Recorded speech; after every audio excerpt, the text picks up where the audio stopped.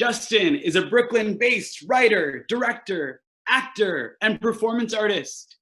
He is a Cooperative member and artistic director with Amios. That's amios.nyc, amios.nyc, and is a proud graduate of the National Theatre Conservatory. He's going to be doing One of the Good Guys.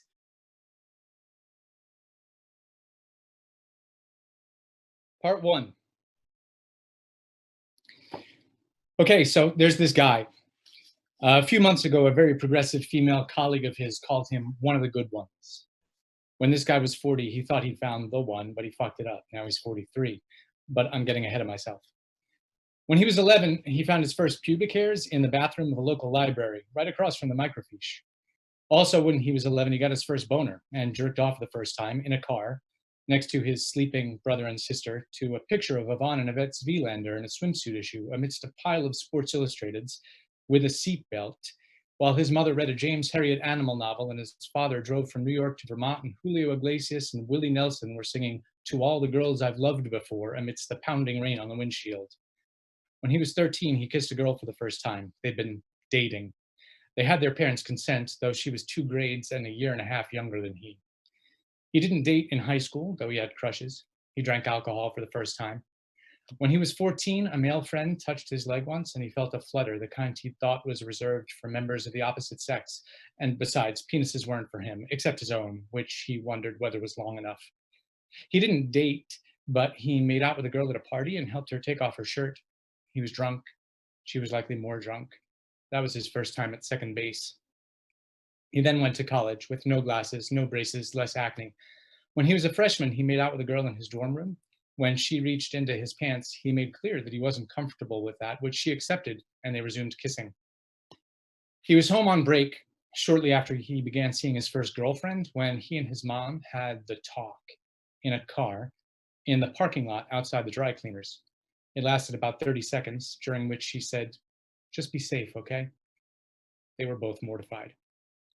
He cheated on his first girlfriend with a soft, guilt-ridden, but condom-covered dick. It was consensual. She knew he had a girlfriend. He knew she knew. They didn't care. He cheated on his second girlfriend, who'd been his first love, in the summer after their senior year. He had stayed on campus. She hadn't. He met someone else through a friend. He was 21. She was a year younger, maybe 2. He liked her smile. She seemed to like his. They had wine. They listened to Tori Amos.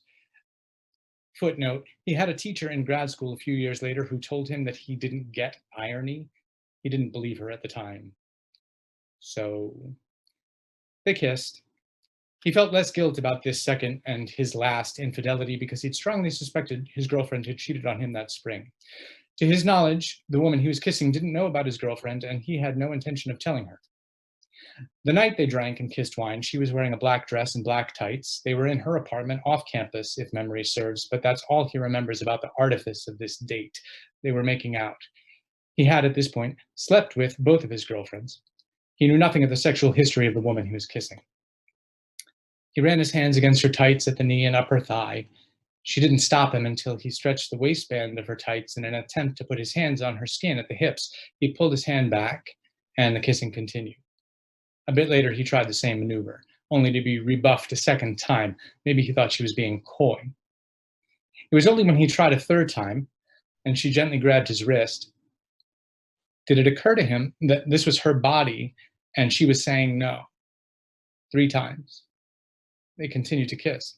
She must have liked him. She may have seen him in plays. He would have kept the dalliance going if she hadn't, later that summer, called him at his parents' house in the middle of a family dinner. Part 2.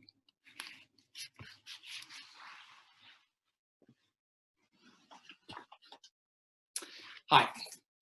I hope you're all healthy and safe and following CDC guidelines in the midst of this pandemic.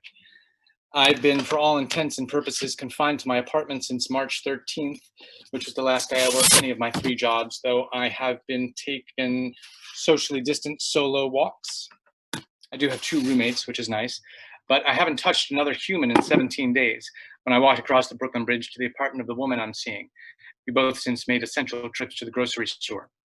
So she and I spoke on the phone on Saturday, March 28th. During our conversation, I broke to her the news that Joe Biden, the presumptive Democratic nominee for president, had been accused of sexual assault by Tara Reid. Ms. Reid was one of 7 women who had spoken out about unwanted and uncomfortable physical contact from Biden before he launched his presidential bid. A former Senate staffer, she is reported to have recounted the story to both her brother and her friend at the time of the incident. I told her that given this allegation, I didn't think I could vote for him. She said, "You'd rather have Trump?" Of course I wouldn't. "But you wouldn't vote for Biden?"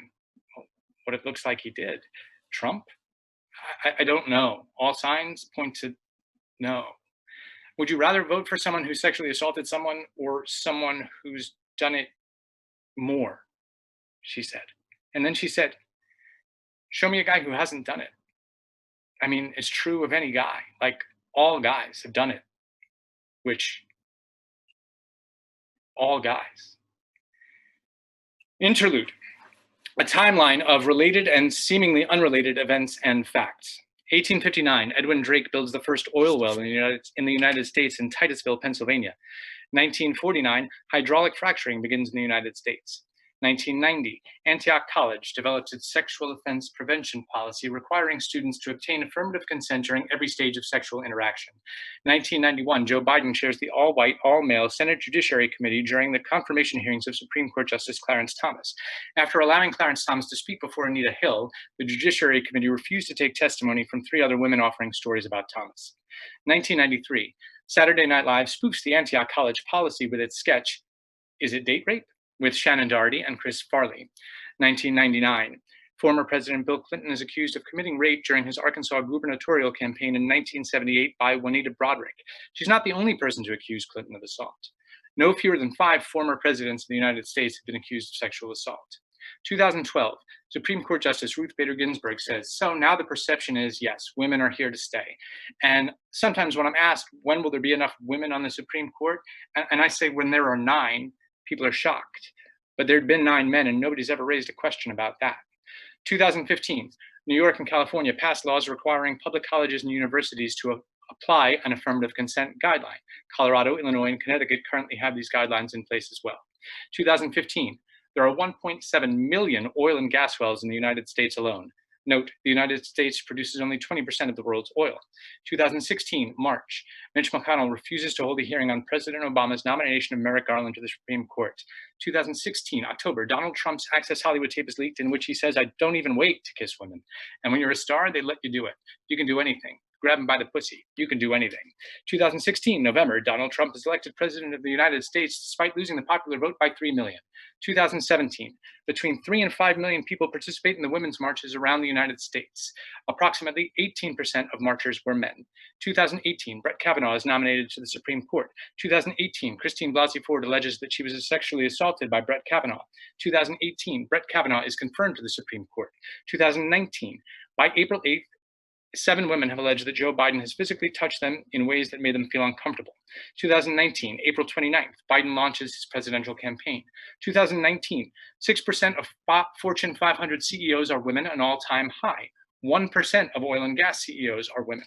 2019, 4 to 10% of our oil supply goes toward making plastics. There are 150 metric tons, or 330 billion pounds, of plastics floating in our oceans. We will add 8 million tons to this cache this year alone.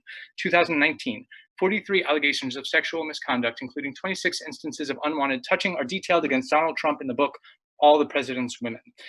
1982 to February 2020, 4 of the 118 mass shootings in the United States, or 3.3%, were perpetrated by women. 2020, March, Tara Reid alleges that Joe Biden sexually assaulted her. In 1993, an allegation she is confirmed to have reported to her brother and a friend at the time. 2020, March, 6 states, Indiana, Iowa, Mississippi, Ohio, Oklahoma, and Texas, have used the COVID-19 epidemic to attempt to curtail abortion rights.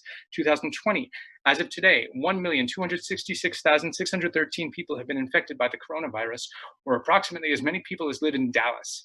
Over 69,000 people have died, as many people as can fit into the New England Patriots NFL stadium. 2020, men are 50% more likely to die of infection from the coronavirus than women. Interlude, an observation about that last fact. In light of how Mother Earth and her sisters are constantly poked and prodded for profit and treated like objects and receptacles, this last fact does not surprise me. This is her body, and she is saying no.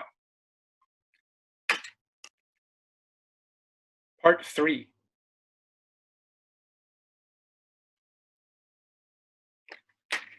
So, back to this guy, this good one. Over the past 2 decades, despite these dalliances, those close to him often described him as a romantic.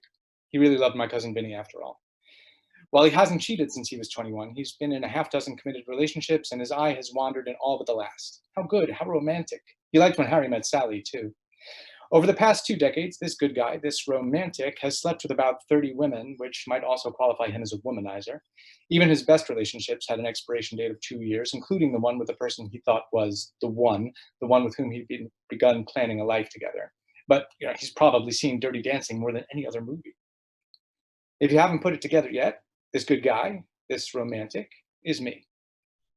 And while my infidelities may have ended in that summer after college, my sexual conduct since then, it shames me to admit, has sometimes been questionable, even reprehensible, and occasionally impeachable.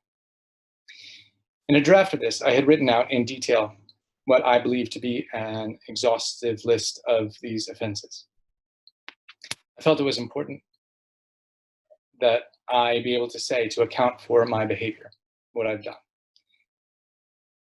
Yet it is equally important that I don't claim ownership of these stories, of the stories of those I may have harmed. And it is a contradiction to do both of those things. In light of this, I'm going to take this moment to acknowledge the people on that list.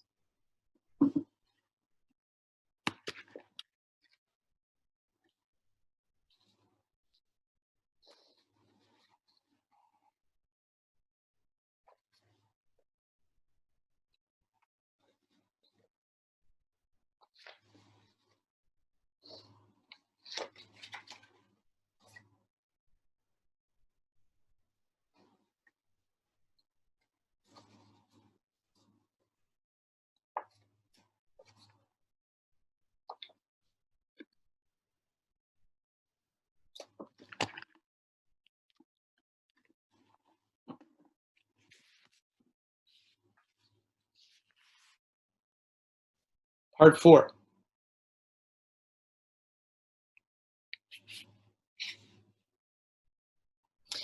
And so what now? First and foremost, I would like to say I am sorry for any injuries or suffering I may have caused. Elizabeth Warren, I am listening and I am learning. I am not asking for forgiveness, but if anyone who hears this wants to open up a conversation, I'm ready, I'm willing, and I have nothing but time. I will also commit to practices of affirmative consent with partners and friends moving forward. I encourage all of you, especially the men who are watching, both to join me in these practices and to call me out when I fail. Furthermore, I want to take this opportunity to bear witness to the erasure and subjugation, political, sexual, social, and economic, of women in the United States of America and across the globe. Clarence Thomas, Brett Kavanaugh, Clinton, Biden, Trump. Believe women. Maybe it's not that we don't believe women per se, but that to admit it, to speak it out loud, would be to reckon with our own violence. Are we ready for that? The principles and mission of the Women's March are based on the premise that we live in a sexist, misogynist patriarchy, which is a premise that we have yet to acknowledge. 18% of marchers were men. While I cannot yet commit to voting for Joe Biden, should he be the Democratic nominee in a general election, I realize that I am blessed and cursed to live in New York, a state where my vote matters little right now. And I also welcome you to come at me. I will also commit to getting on the ground or doing whatever is possible to support women senatorial candidates like Sarah Gideon in Maine, Theresa Greenfield in Iowa, and Amy McGrath in Kentucky. Please join me. Let's flip the Senate this year. And a final haiku.